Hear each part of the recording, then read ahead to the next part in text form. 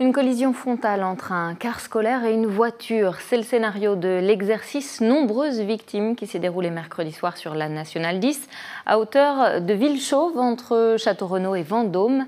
Un test grandeur nature pour apprécier la coordination des moyens de secours et la gestion de crise. Sarah Gros a pu y assister. Il est 18h30 lorsqu'un car scolaire percute une voiture sur la Nationale 10. 15 minutes après, les pompiers arrivent sur les lieux. Les premiers blessés sont évacués sur le bas-côté de la route.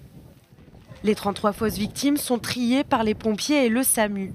Selon leur état, elles sont réparties en 4 catégories: décédées, urgence absolue, urgence relative et impliquées.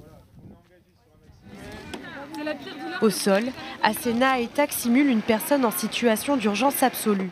Cette étudiante de 18 ans est en première année d'infirmière. Elle a décidé de se porter volontaire.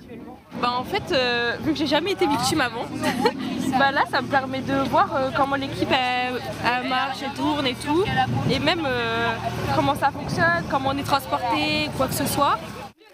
À ses côtés, le sapeur-pompier Jérôme Chaloua. Pour lui, c'est aussi une nouveauté. Dans sa carrière, il n'a jamais été confronté à une situation de cette ampleur. C'est surtout intéressant parce que c'est là qu'on se rend compte finalement des choses qu'il faudrait faire ou qu'il ne faudrait pas faire et puis essayer de prioriser les choses dans l'urgence. Mais c'est sûr que c'est très intéressant à faire. Ouais. Afin d'anticiper au mieux la gestion d'un tel accident routier, la préfecture de Loir-et-Cher organise chaque année un exercice de ce type.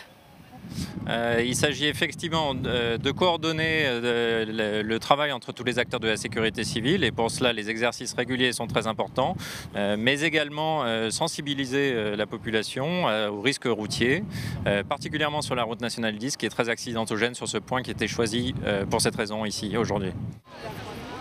Une opération nécessaire dans un contexte de hausse de l'accidentologie.